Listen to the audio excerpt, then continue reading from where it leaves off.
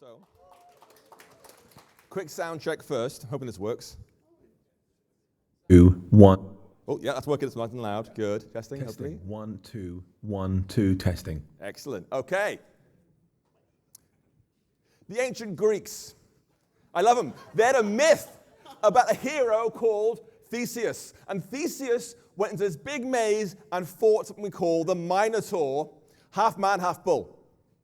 After a big fight, Theseus wins and sails home on a boat. And the Greeks thought this boat was so important, they would preserve it forever. So all Greeks in the future could come and admire the ship that belonged to the hero Theseus. But over time, the wood of the ship decayed. It's sitting in seawater all the time, and so they had carpenters make some new wood to replace the old decayed wood. And then some more wood decayed in other parts of the boat, so they replaced that wood with more carpenter wood, replacing that, and again, and again, and again. Wood decayed, wood replaced, wood decayed, wood replaced. And then eventually, some very smart Greek philosophers said, is that still the ship of Theseus? Or is it an entirely different ship? How much has to change in order for that ship to be a different ship? Hello, folks. This talk's called 10 Years of Swift, a Decade in Review. My name is Paul Hudson. It's a tour of Swift over the last 10 years as a language, but also personally for me, my walk with Swift over the last 10 years. Now, of course, we all know, Dub 2014, Apple announced Swift, huge surprise to most of us. And they said up front, this language is going to change. We do not guarantee source compatibility. But who knew how much it would change? Now, if we map out all the Swift releases, there were 22, from Swift 1 through to Swift 6. But this does not show you two important things. First, the team worked tirelessly to put 2 releases out per year, like clockwork, every year since 2014. And every year has seen significant changes to the language. If we go back just 1 year, we lose type throws and complete concurrency. We go back another year, we lose if and switch expressions and macros. Go back another year, we lose the if-let, guard-let shorthand syntax in regular expressions. Go back another year, we lose async await and actors. Go back another year, we lose key path expression dysfunctions, multiple trading closures. Go back another year, we lose implicit returns, opaque result types, property wrappers and result builders. Go back another year, conditional conformances, gone. Synthesized equatable, gone. The random number stuff, gone. Go back another year, we lose codable, multi-line strings, one-sided ranges. Go back another year, we lose tuple comparison, but gain, plus, plus, and minus, minus, and C-style for loops. Well, apparently they're popular with some Objective-C coders. And of course, go back to Swift 1 with lost guard, and defer, and flat map, and throw, and zip, and set. It's completely different. Now, I want to walk you through some sample code so you can see how much it's changed. Here's a simple struct here, conforms to codable, has a name string. We can write a function that takes an optional URL through and returns some kind of sequence. Now, inside there, we'll say, do we have a valid URL? If we don't, let's bail out, empty set goes back. Otherwise, go and grab some data from some internet server somewhere, then decode it to an array of users, and go ahead, map it to the names, remove all duplicates, and send it back as a set. How much of that code would have worked in Swift 1? Now, we've seen we lose throwing functions, so I'm afraid they're all going. We're going to lose key path expression dysfunctions. That's going to go. We're going to lose sets. That's going to go. The guard-let shorthand, that's going to go. In fact, guard as well by itself, that's going to go. We have opaque result types, poof, gone. Of course, we're going to lose conditional conformances. That's gone. Async await. That's gone. Codable. That's gone. Now, what remains is not very much, but if I were a Greek philosopher, I'd be asking an important question, is this the Swift of Theseus? So you can't see that from the simple number of releases. But the other thing it doesn't show you is this. Here is Swift 5 in 2019, and here is Swift 5.10, 2024. And that means for literally half of Swift's 10-year lifetime, we had Swift 5. And why? Because of this thing. Swift 6.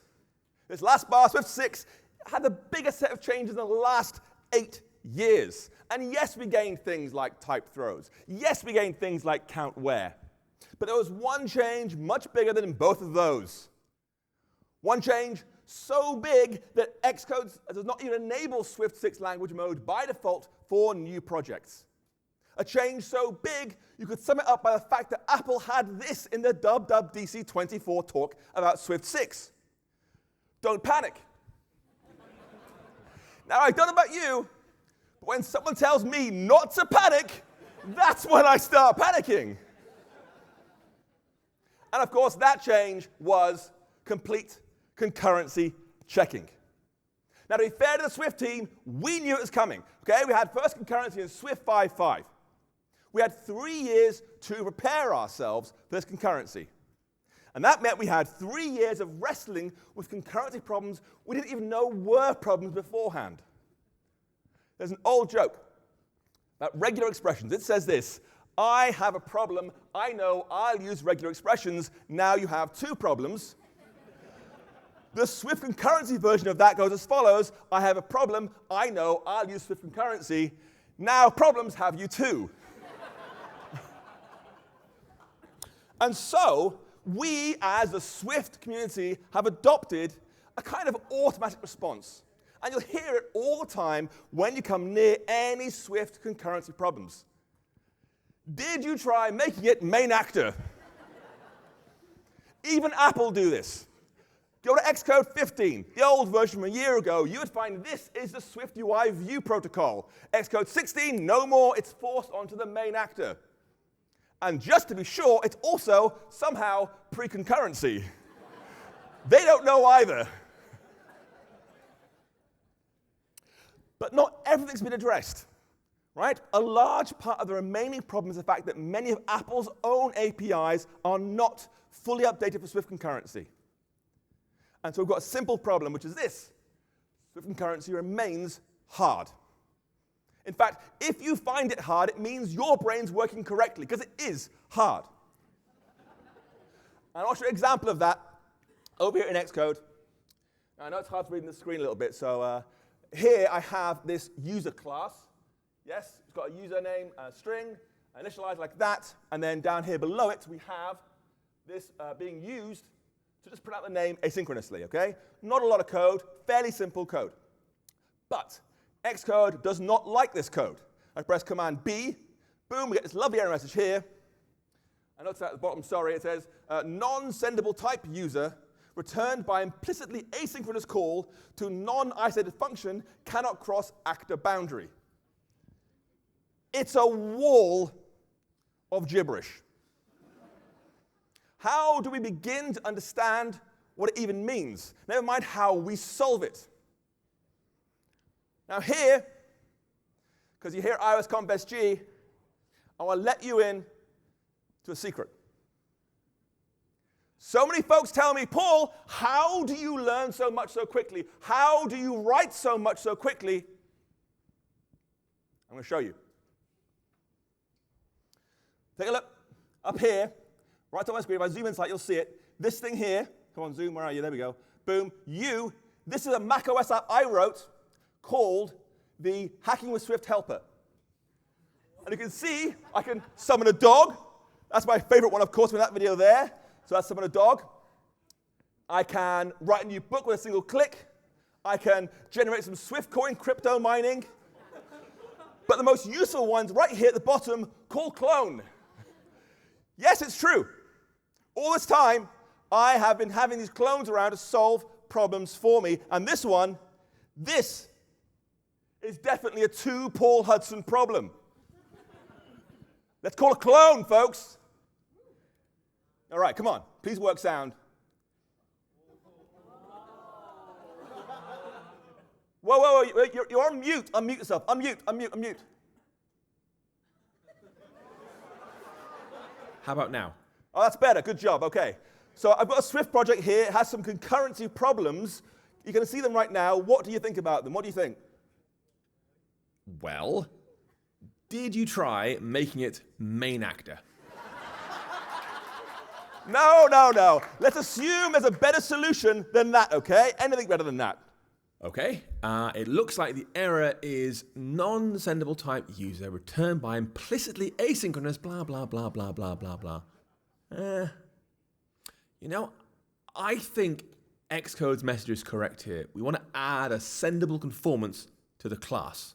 Okay, so let's go here and then do like a colon and sendable like that. Yeah, try that. Okay? Oh. Now I've got a different error. Non-final class user cannot conform to sendable, use @unchecked sendable. Well, there you go. That's our solution right there. Just mark the whole class unchecked sendable, and we're done. No, no, no, no. I think we all know better now. We don't do that. A better idea is to say instead, this class here, you are going to be a final class instead, like that. And yeah, we could have made the whole class some kind of main actor thing, but instead, we allowed the compiler to prove that our class can be safely sent across actor boundaries, thus proving the original Paul Hudson is much, much smarter than the clones. But we're not done with concurrency yet. Concurrency is still evolving, still changing. There's so much more to come, and you're very suspicious. Go away. Clear off. Go away.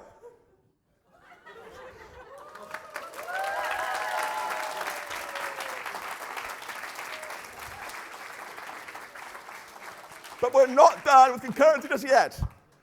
Right now, the Swift Language Working Group are having discussions about ways to improve the approachability of concurrency. And there's a whole long document for discussion from Holly Baller and John McCall on the team discussing what it's going to look like. And the most important point is this one. We believe the right solution to these problems is to allow code to opt into being single-threaded by default. So the code would implicitly be isolated as the main actor across the board.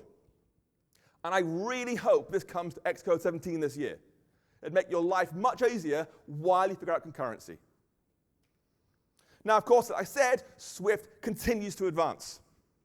We have 6.1 coming in March, 6.2 likely in WWDC. Hopefully, Swift 7 won't take as long as Swift 6. We'll see. So that's 10 years of Swift so far. But there's another 10-year anniversary because I started hacking with Swift the same year as Swift was released. We've also had 10 years of hacking with Swift. Now, I started for a long time actually writing Windows software. I went on to do Xbox 360 games, and I even, back when these were cool and a thing, wrote apps for Windows Mobile. I had one at the time in my pocket everywhere, wanted to build apps for it. Plus, I did lots of C++ code for Linux, and I did a lot of PHP. Basically, whatever I get my hands on, I built software for. At the same time, I wrote a whole bunch of books, including 2 about Linux and 1 about PHP. And when Apple announced the SDK for iPhone, honestly, I really struggled with it. I found it extremely hard. The docs weren't great. Objective-C wasn't in a great state. Xcode was a bit crufty at the time. In fact, Interface Builder was a whole separate program back then. But I stuck with it. I just kept throwing my brain at the language, the framework, and the tools. And in 2009, I got on a train to visit my grandmother. And it's about 4 hours' journey away to see her.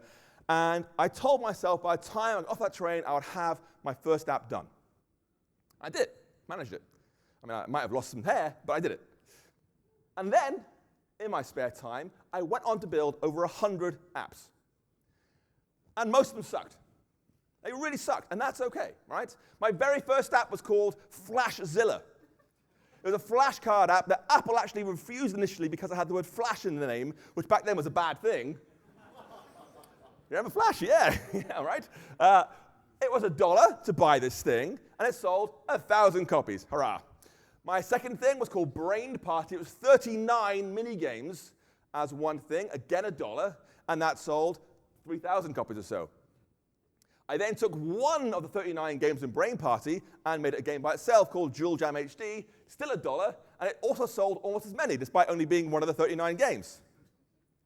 I made a game called Mancala HD, because HD was cool for iPad back then, folks. $1, that did a lot better, 30,000 sales. And my favorite app, because of my background, is SPQR, an app for Latin students. That was $7 and sold almost 60,000 copies. It was great.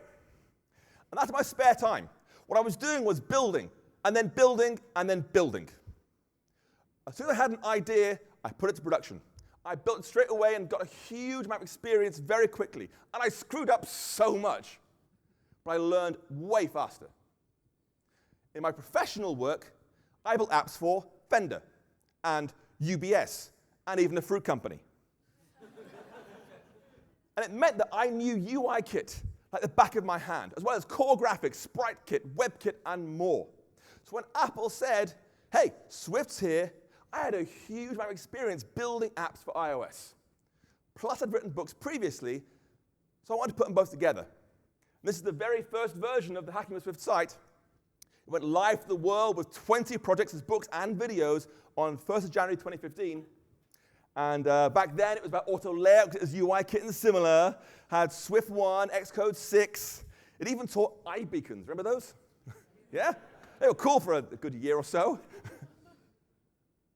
I wrote the 100 Days of Swift course. Taught folks how to build Swift and UIKit. Hundreds of page tutorials. 23 hours of video, free for everyone. I did the same for Swift UI. Again, free for everyone. Even more tutorials, now 30 hours of videos. I wrote a book called Swift in 60 Seconds. Free for everyone. Swift for Complete Beginners. Understanding Swift. Free for everyone. Swift UI by example. Free for everyone. Swift concurrency by example. Free for everyone. Swift data by example. Free for everyone. Are you getting this, folks? At this point, I have over 2,000 articles free on the site for everyone.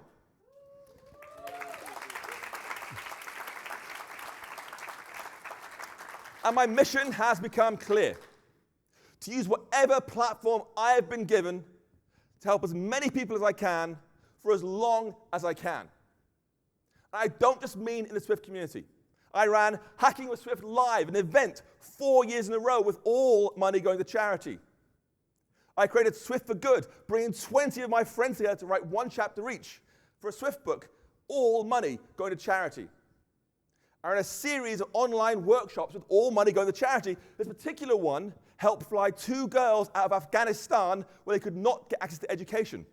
They were to come get school in the UK safely. I started doing live streams on my birthday.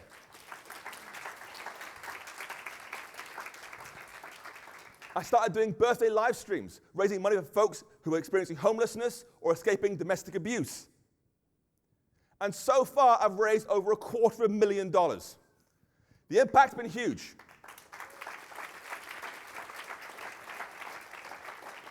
And along the way, I've been so privileged to be invited to speak at events like this one around the world. My very first talk was at iOSCon London in 2017. It was 2 hours long as a live coding workshop. I went right to the top straight away, and it went hideously wrong, by the way. I gesture a lot while I talk, folks, and I'd put the cable for the microphone outside my shirt. So I'd talk, whack, lose microphone, clip on, talk, whack, lose microphone. For 2 hours, it was great. But I decided to improve. I spent the next 2 years delivering 25 different talks around the world. And in Spain, I gave a talk called Teaching Swift at Scale, talking about things people found hardest when learning to code for iOS. Talking about the Swift language itself, I picked out the 4 things they found hardest. You might be able to guess, perhaps. Number 4 was strings. Numbers 2 and 3 were strings. And number 1 was optionals, because when you're learning, they're kind of hard, right? Kind of mysterious, but you soon realize you can't live without them. At Tri-Swift New York, I gave a talk called Swift UI in 25 minutes. There's an asterisk over 25, by the way, because I'm totally going way over. Sorry, not sorry. Thanks, Natasha. In Sweden, I gave a talk called How Not to Write Swift. Here I am wearing a thing I had specially made called the Hoodie of Truth. When the hood was down, I'd say all the same things you'd hear at any coding conference. When the hood was up, I'd only speak the raw, honest truth about Swift. in San Jose, I gave a talk called What Star Wars Can Teach Us About Swift. And that involved me buying a Jedi Knight costume and flying it to Cupertino. It's half my luggage back then, right? I want to show you how that talk started. It's got music, the Star Wars music. It starts loud. I might bring it down a notch on my laptop here. Brace yourselves. Here we go.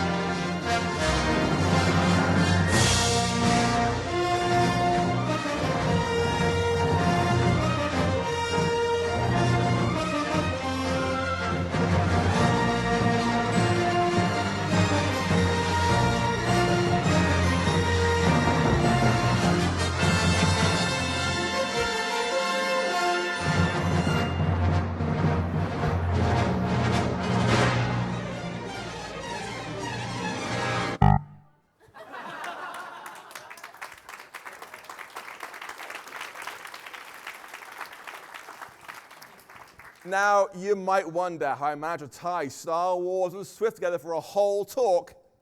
Well, if you're a Star Wars fan, you might know how George Lucas relentlessly revised Star Wars movies, which will sound awfully familiar to Swift developers. Now, as well as giving all these talks and writing books and stuff, I also love doing open source. I made a tool called Control Room for monitoring your iOS simulator, or Unwrap for learning Swift on your phone, or Vortex making high-performance effects in SwiftUI, or Inferno for bringing metal in SwiftUI, or Vortex for creating static sites in Swift. Unwrap's had 250,000 downloads at this point in the App Store, because all these things are free, and they're all open source. You can use them for free and learn from them for free. Now, in the middle of raising money and delivering talks and doing software, every year I have some fun with some April Fool's jokes, some of which are really, really small, like this one. Apple announced a Swift Enterprise Edition. A recent one was so popular, people asked me, could I actually make it for them? This one here, Swift Against Humanity. I had a lot of fun writing all the cards for this one.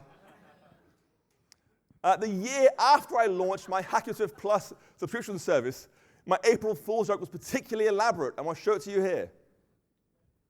Last year, I launched Hacking with Swift Plus, a subscription service helping everyone take their skills further. Well, today, I'm pleased and proud to announce Hacking with Swift Plus Plus, an incredible upgrade that will help you build your best ever apps for iOS, macOS, and more. For just $40 a month, I'll fly anywhere in the world and fix your coding problems for you in person. I know what you're thinking, it's too good to be true, right? Well, here are some absolutely real subscribers to tell you what they think. Paul's site was instrumental in me learning Swift UI, so I've been a Hacking with Swift Plus member since day one. And when I saw Hacking with Swift Plus in that concierge service, it was a no-brainer. Take my money day one. Hacking with Swift Plus. Now, not only does it have more pluses, but Paul will come personally to show you how you can multi-thread your Swift. Braving the pandemic. What an amazing deal.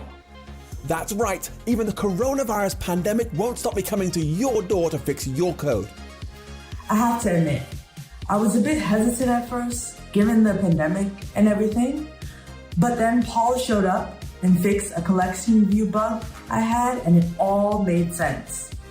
I mean, he showed up in a hazmat suit. To be honest, I couldn't even be sure if it was really him underneath it all. But he sounded British, so I guess it must have been. Every time I Google an iOS problem, Hacking with Swift comes up. And yes, I go through the page and I will find the code and fix my problem, but you know what's even better than that? Hacking with Swift++. Paul comes right to your place, sits at your laptop, and fixes your problem. Of course, it takes quite a long time for him to fly in, sometimes like 18 hours. It's really weird when he comes in with a hazmat suit, but I think it's really worth it. Hacking with Swift always helps me with my Swift problems. And with this new subscription, I'm sorry, Paul, I can't read your handwriting. But wait, there's more. If you thought Hacking with Swift Plus Plus was good, wait until you hear about Hacking with Swift Plus Plus Plus. For only $50 a month, I fly anywhere to fix your coding problems, and I bring my dogs too. They might look like fuzzy clouds on legs, but their in-depth knowledge of Swift UI is sure to impress. And if you thought Hacking with Swift Plus Plus Plus was good, wait until you hear about Hacking with Swift Plus Plus Plus Plus. For only $60 a month, I fly anywhere to fix your coding problems, and bring my dogs, then live under your desk for up to a week at a time, ensuring no matter what kind of Swift or Swift UI problem you face, I'll be there to guide you every step of the way. And if you thought Hacking with Swift Plus Plus Plus Plus was good, wait until you see Hacking with Swift Plus Plus Plus Plus Plus Plus Plus Plus Plus Plus Plus Plus Plus, where I visit your house with my dogs, stay under your desk, and go to your office 5 days a week to do your full-time job. Hi, this is Steve Wozniak with a warning. I don't know who this Paul Hudson guy is, but if he comes to my house again, I'll call the cops.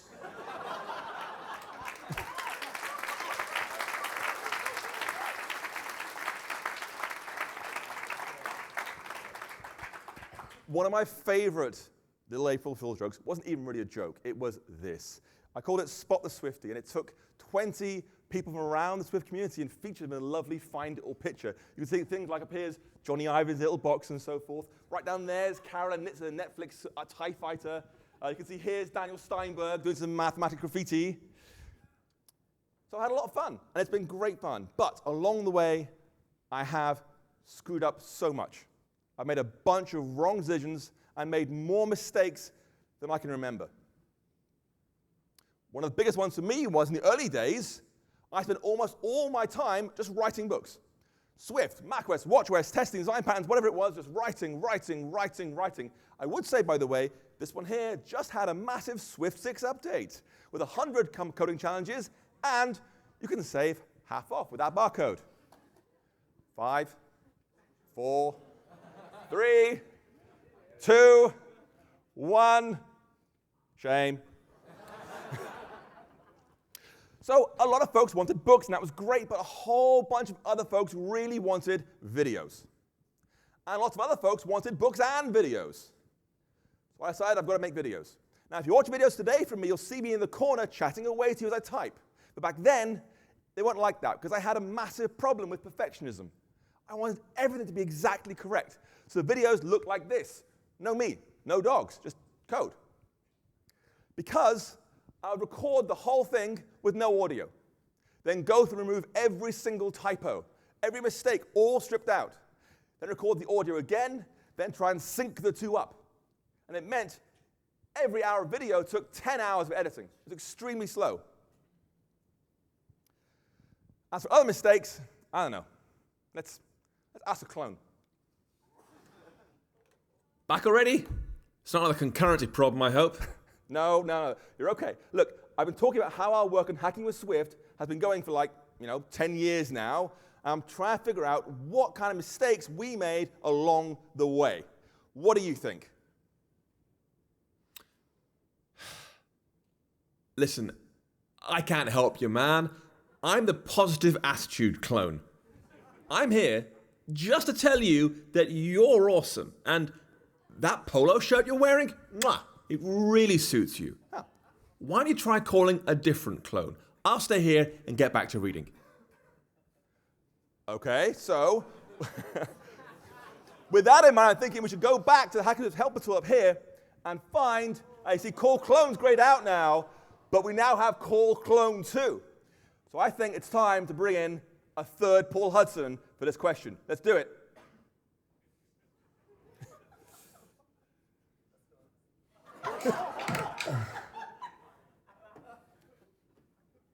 It's you. What do you want? I'm in Cupertino. I was asleep. Look, I've got a problem, and I really need your help. Did you try making it main actor? Not a code problem. I want to talk about mistakes that So we what? made. What is so important? You had to call me at... Oh, come on. It's 2 a.m. here in California. I know. Look, I want to talk about mistakes that we made when building Hacking with Swift. You know, things we screwed up along the way. What did we get wrong? What are mistakes? Mistakes. Yeah. Mistakes. Yeah. How about when you did that whole big intro to Swift thing before anyone got started making any apps? Yes, that's a good idea. I'm going to use that one. Thank you very much. Good job. Great. I'm happy for you. Can I go back to sleep now? I mean, you could try, but I wouldn't recommend it because I probably want to have you both back again soon enough, probably. So I'm just going to push you off to one side if that's okay with you. Whatever. Off you go. Right. The first projects I made went straight into building apps with the UI kit. So you learned Swift as you went, as you needed it. What happened was one person on social media said they wished the course had a really thorough Swift introduction first. And so I added it in. I've been stuck with it ever since. The first 2 weeks of the 100 days of courses are just pure Swift. It's quite dry, and I really wish it went straight to Swift UI, to building things and making things and having some fun. What happened was I did not trust my instincts enough to believe in what I thought was right. I've come a long way since then. I still screw up tons, but at least I stick to what I think's best.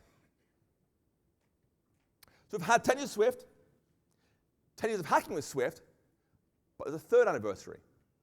This is the 10th anniversary of iOS Conf SG because it took place in 2015, October. In fact, brilliantly, the very first talk at the very first iOS Conf SG was given by Javier Soto, and it was titled Swift Sync and Async Error Handling. Concurrency is a long-term problem for us, folks. Now, it's easy to come here, like we do, and enjoy the events and clap at the talks and meet old friends and new friends, but it takes a huge amount of effort and stress to make it happen. Who's going to find all the speakers? Who's going to find a venue? Who will take photos or videos? Who's going to pack all the goodie bags with stuff? Who'll do the marketing? Who'll arrange the food? Who'll find sponsors? Who'll do the website? Who'll arrange the after party? And there are even bigger questions than these.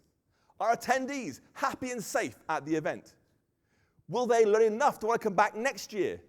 Can we afford scholarships? Will we even make enough money to break even? Now, if you have been involved in iOS Conf SG this year or any previous year, I would like you for a moment just to stand up, please. If you're involved in iOS Conf SG, please stand up for a minute, please. Yes, you, Vina, come on, stand up, stand up, stand up, stand up, stand up, stand up, stand up, stand up. Hold up.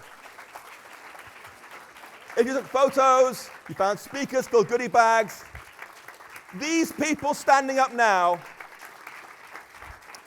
they could have come along as attendees. And the same thing we did. Get up, Tim. Get up, Tim. They could have ignored all that and come as attendees. But they took on all that stress, all that work. They voluntarily did it all to bring this event to life. And not just for a single year. They came back time and time again, some for 10 full years. All of this would not happen without them. And we're really grateful. We're really grateful.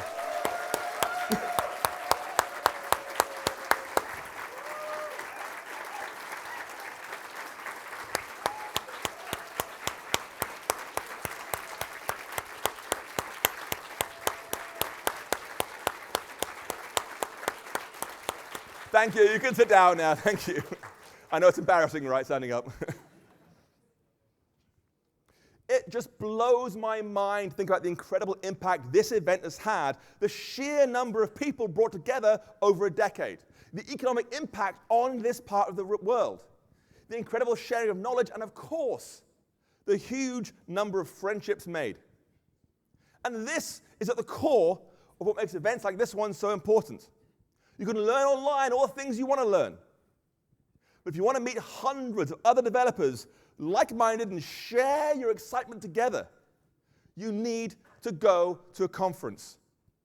And if you want to hug Tim Oliver while dressed as a rabbit, you've got to come here.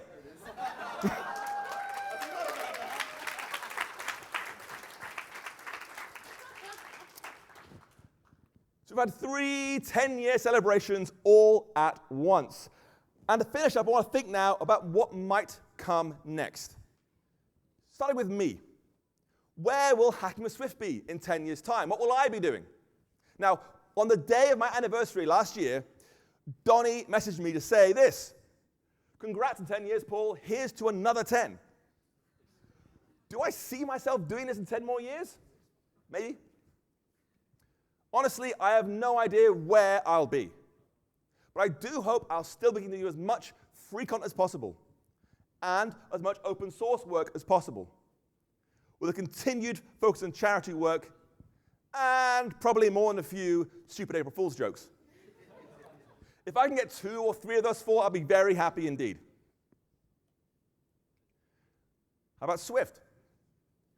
What will that look like at Swift 10, Swift 12, in 10 years' time? One thing I feel certain for sure is that we're going to see more macros, because so many frameworks like TipKit and Swift testing and Swift data all rely heavily on macros, and it's just going to increase. I really feel that if macros had been around in 2019, we'd never have had property wrappers. We'd use macros instead. After that, I don't know. Let's try some of the clones. Hey, you two. What do you think Swift will look like in 10 years' time? Let me know. I think we're going to see an increased focus on Swift beyond just Apple's platforms. And that means Swift on the web, yes, but also in embedded Swift, getting Swift to work in the most performance-critical environments. Yeah, pretty good. Clone 2, what about you? Honestly, I don't care as long as WebKit comes to SwiftUI this year. Yes, yes. Other than that, any other ideas? How about we ask Clone 3? No. Hold up. You know as well as I do that Clone 3 went wrong. They were a mistake. That's why we don't ask them questions anymore. Don't you remember what happened last time? No, I do remember what happened last time, but Tim Cook did accept our apologies. All right then, just as one last time then. All right, let's do it. I'm going to do it. I'm going to call Clone 3. Here we go.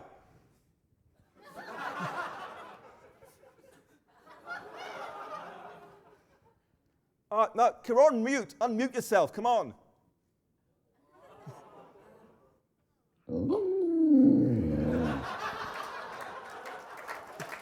Enough with the main actor stuff. Listen, I'm asking you to figure out what's going to change Swift in 10 years' time. What's 10 years from now? What'll it be? Maybe. That's right. Swift might get more macros in the future. Or it might pick up pace with web servers or embedded Swift. But macros, web servers, embedded Swift, none of it matters. None of it matters ultimately. Your users could not care if you use Swift 6 or Swift 1. If you use MVC or MVVM, if you use core data or Swift data, whether UIKit or SwiftUI, none of it matters. Now you should know, if nothing else about me, I love coding with Swift, and I love building with SwiftUI. It's a lot of fun. But they are the means to the end, not the end in themselves. Our goal here is not to think increasingly abstract things about observable objects and bindings as we end up being some kind of architecture astronaut. Our goal is to use our skills to make the world a better place for our users. And there are apps out there that can detect skin cancer using machine learning. And there are apps out there that will help adults improve their guitar playing or help kids learn mathematics through games. They're all awesome ideas changing the world. So when someone says, I haven't got any good app ideas, I say the same thing. Take something you care about, whether that's playing the piano or flying planes or mental health or food, whatever it is, then combine that with your coding knowledge. You can get lost in this mental model of learning things just for the sake of learning things, because it feels good. But you have the chance to change the world, to reach 100 million people with your idea, to make their lives better. That's huge, and none of it depends on what's going to change in Swift. Honestly, if you are 20, 25 years old today, learning Swift SwiftUI as your first language, I have some important news for you. It's probably not going to be here in 20 years' time. Or it'll have changed so much you'll barely recognize it. But the fundamental skills you've learned around problem solving are for life. So please, I'd encourage folks, don't be a language zealot.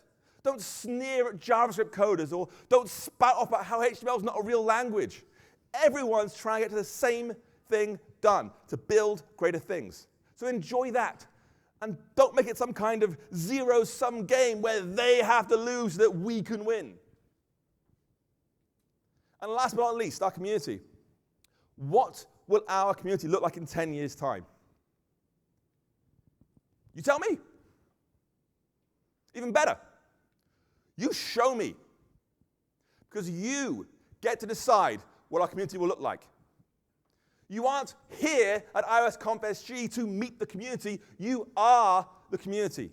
And the way you behave, the way you invite others is what decides what it'll look like in 10 years.